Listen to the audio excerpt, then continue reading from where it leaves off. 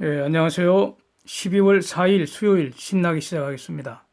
잠잠하던 트럼프가 런던에서 내년 선거까지는 딜 안 하는 것이 더 좋을 것 같다. 이렇게 입을 열었는데 시장이 뒤집어졌습니다.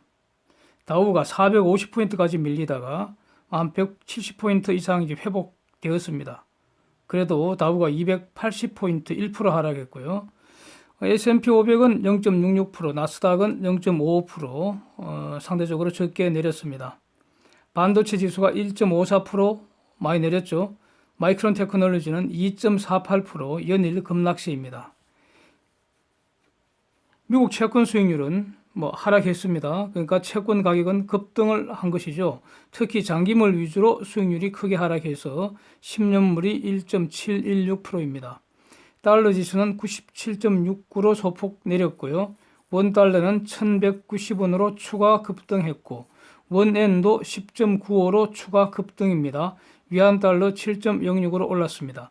유가는 조금 올랐습니다. WTI 56불, 브렌트 61불선입니다. 데이터 정리하겠습니다. 영국 11월 소매 판매 전년비 4.9%로 폭락을 했습니다. 유로존 10월 생산자 물가지수 전년비 1.9% 하락입니다. 브라질 3분기 GDP 전분기비 0.6% 성장, 전년비 1.2% 성장입니다. 싱가포르 제조업지수 49.8로 올랐습니다. 미국 레드북 소매 판매지수 전년비 7.9%로 급등세입니다. 쟁점 정리 시간에 트럼프 발언 한번 자세히 보겠습니다. Might be better to wait 이렇게 말했습니다. 기다리는 게 훨씬 더 좋겠다는 겁니다. Until 2020 election for China trade deal. 이쪽 중공하고 지금 무역 협상하는 거 선거 때까지 기다리는 게 우리한테 더 유리하겠다. 이런 취지의 말입니다. 이게 그동안 사실 어저께 트럼프 반응 나온 거는 반응이라기보다도 그냥 그러니까 의례적인 답변이었던 것 같고요. 실질적으로 제대로 된 답변이 지금 처음 나온 것 같습니다. 그러니까 잠잠한 이후에 처음 나온 것 같습니다. 나토 정상회의에 참석하기 위해서 런던 방문 중에 런던에서 기자회견한 겁니다. 아주 짧은 인터뷰입니다. 말 그렇게 많이 하지도 않았습니다. 한번 보시면요. 다음 말도 아주 재미있습니다. 사진 보시면 딜을 할지 말지 나한테 달렸다 이런 뉘앙스 아닙니까? 근데 중공 측의 어떤 제안을 받을지 말지 그것을 내가 받으면 딜이 된다 이런 의미겠죠. 그게 기존 관세 철회를 포함하는 것이 아니겠습니까? 중공이 그렇게 요구를 하고 있으니까요. 그래서 지금까지 여러 번 말씀드렸는데 결국 미국 입장에서 볼 때 중공의 제안이라는 것은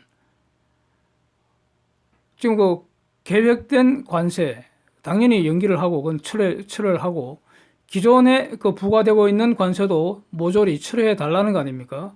그러면 미국 입장에서는 우리가 관세 철회하면 너가 내놓을 거는 뭐냐? 그래서 지적재산권이나 이런 기술 강제 이전이나 이런 기존에 미국이 요구하던 것들 어떻게 할 거냐? 이렇게 이제 얘기를 하면은 중공 애들은 그거는 페이스 2 딜이나 페이스 3D에서 논의하자. 이런 반응으로 저는 지금 이해를 하고 있거든요. 그러니까 중공 말은 말이 안 되는 소리죠, 미국 입장에서는. 예. 그래서, 그동안 물밑에서 전화로 수없이 주고받던 그런 협상안을 나름대로 이제 심사숙고했겠죠. 잠잠하게 있는 게 아니라, 끝으로는 잠잠하면서 심사숙고하면서 짱구 돌린 결과 지금 딜하는 것보다 재선 이후에 딜하는 것이 미국에게 더 유리할 것 같다. 이런 계산 결과가 나왔다는 겁니다. 근데 이런 결과가 나오려는 것은 충분히 예상을 했던 것 같습니다. 거의 한 100% 예상을 했던 것 같습니다. 예. 그래서 현재 중공이 바라는 거 주지 않겠다는 거죠. 중공 제안 거부한 것으로 봅니다. 그래서 류허가 11월 중순 그때 마지막 전화통화하면서 미국 협상단을 베이징으로 초청을 했다고 공개를 했잖아요. 근데 안 간 거죠. 트럼프가 안 보냈다고 말씀드렸습니다. 현 상황에서 중공이 달리 생각하고 달리 행동하지 않는다면은 딜은 없는 것이 아니겠습니까? 딜이 되려면 중공이 달라져야 한다는 점을 트럼프가 위 기자회견에서 다시 확인한 것으로 보입니다. 어제 윌버로스가 한 말이 있죠. The ball is in China's court on trade. 볼은 중공에 가 있다는 겁니다. 이 말과 지금 같은 맥락이지 않습니까? 그래서 중공의 옵션은 두 개인 것 같습니다. 트럼프가 원하는 것을 주던가 아니면 트럼프가 주는 것을 받던가. 이렇습니다. 기자가 협상에 데드라인이 있느냐 이렇게 질문을 했더니 데드라인 그런 거 없다 이렇게 말하고 있습니다. 이게 답니다. 근데 그 내용은 엄청난 것이죠. 2020 대선 끝나기까지는 딜이 없을 수도 있다 이겁니다. 이제 그러면 남은 것은 어떻게 됩니까? 딜이 없으면 노딜이라는 거 아닙니까? 노딜이면 관세 올리고 또 신규 뉴 라운드, 뉴 테리프 라운드가 시작된다는 거 아닙니까? 그래서 다음 주 지나면 이제 15일이 되는데 그 이후 미국의 관세 폭탄 이거 어떻게 날아갈까? 이게 지금 쟁점 아니겠습니까? 트럼프는 아주 센 놈으로 날릴 거라고 분명히 공언을 했고요. 만약 이 말대로 하지 않으면 미국 대통령으로서 트럼프의 말의 신용이 훼손될 거 아니겠습니까? 그러니까 이 트럼프라는 분이 동네 노인이 아니잖아요. 패권국 미국의 현직 대통령인데 자기 말을 실현할 힘을 가진 분이 아닙니까? 그리고 관세 올리는 건 의회 통제도 받지 않습니다. 그냥 올리면 됩니다. 그래서 아주 센 놈으로 날릴 것으로 대비하는 게 현명하지 않겠습니까? 그러다가 뭐 약한 놈으로 날리면 뭐 손해볼 건 없잖아요. 머누신의 마지막 말로 기억되는 거 이겁니다. 제가 기억하고 있는 거는 12월 15일까지 딜이 없으면 1,560억 불 신규 15% 이외에 원래 그 10월 15일 날 그 2,500억 불 관세가 25%에서 30% 올라갈 것이 예정되어 있었는데 그게 월요일이었죠 아마. 근데 그 전 금요일 날 10월 11일 날 딜이 됐다고 발표하면서 이걸 연기를 한 거 아닙니까? 이거 다시 올라간다고 머니슨이 말한 걸로 제가 기억에 남아 있습니다. 그리고 이 말 한 이후 머니슨은 잠잠합니다. 아직까지. 그리고 또 트럼프는 이 30% 올리겠다고 발표한 거 이거 너무 작게 발표했다고 지금 후회하고 있다. 트럼프가 후회하고 있다는 말을 그러니까 참모 중에 누군가가 했습니다. 그러니까 커들려고 한 건지 누군가가 이렇게 말을 전하는 걸 제 기억에 남아 있습니다. 그래서 이걸 다 종합하면은 기존 관세율도 올라가고 새로 부과되는 관세도 15% 이상으로 올라갈지 저는 이제 주목을 하는 상황입니다. 그래서 1,560억 불 15% 관세 새로 시작하는 거 이거는 최소한의 규모이지 않을까 이렇게 생각하고 있습니다. 그런데 여기까지는 그렇고요. 더 이제 중요한 것은 이렇게 이번에 관세 전쟁이 한 번 더 업데이트 되는 거 아닙니까? 뉴 라운드가 시작되는 것이고 이렇게 업데이트가 되어버리면은 사실상 중공산 그 제품 전부에 대해서 이제 관세 장벽이 딱 쳐지는 건데 그러면 내년 이후 중공 경제가 어떻게 될까요? 좋아질 리는 없을 거 아닙니까? 그래서 엄청 망가지겠죠. 지금보다 훨씬 더 망가질 것 같습니다. 그래서 이런 주제는 이미 영상 많이 올렸고요.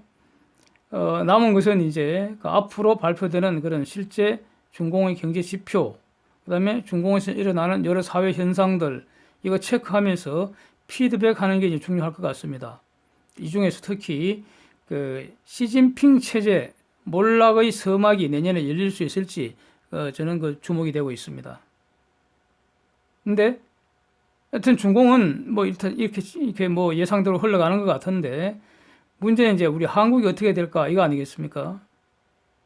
차이나 리스크에 가장 크게 노출된 국가들이 그러니까 수출 감소 폭을 기준으로 순서를 매겨보면은 1등 한국, 2등 독일, 3등 일본 이렇습니다. 요즘 그 신문지상에는 4분기 성장률이 최소 0.9%는 나와야지 금년 2% 성장이 된다는 등, 뭐 내년에는 한국 경제가 성장률 반등할 것이라는 등 이런 말만 지금 무성합니다. 그런데 4분기는 이미 3분의 2 이상 지났습니다. 한 달도 안 남았습니다. 이제 4분기 성장률은 저는 이미 망가졌다고 봅니다. 망가졌다고 봅니다. 10월, 11월 두 달간 수출 폭망세에 이어졌습니다.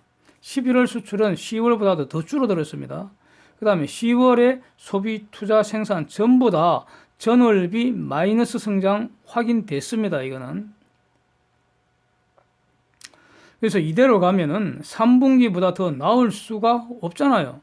근데 그 3분기 성장률이 지금 0.4%였습니다.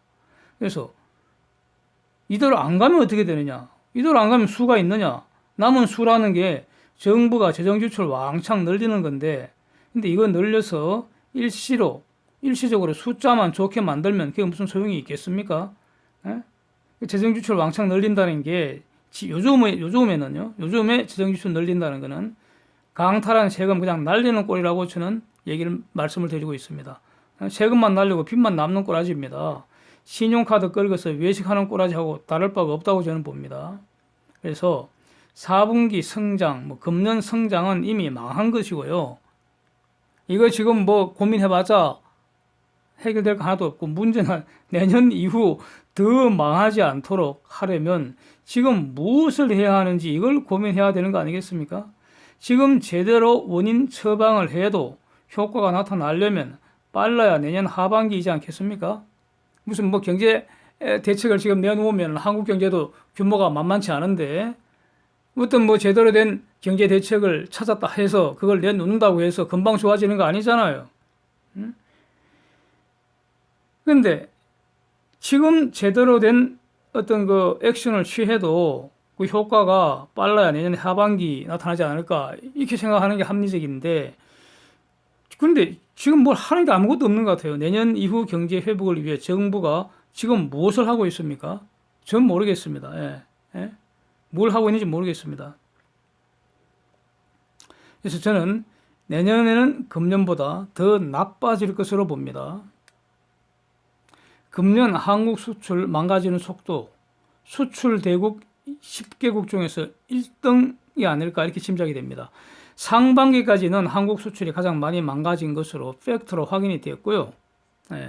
하반기 데이터는 뭐 내년 1월쯤 되면은 확인되겠죠. 이제 그래서 제가 짐작한다는 겁니다. 가장 많이 망가지겠죠. 그 다음에 금년에 한국에 투자하지 않던 기업들이 가만히 두면 내년에 한국에 투자하겠습니까? 기업들이 투자 안 하는 것이 아니고요. 한국에 투자 안 하는 것이 문제라고 저는 이렇게 분석을 하고 있습니다. 한국에 투자를 해야 한국 청년들 일자리 늘 거 아닙니까? 한국에서 생산이 돼야지 수출도 할 것이고요. 그리고 고용도 늘고요. 소득이 늘어나는 거 아닙니까?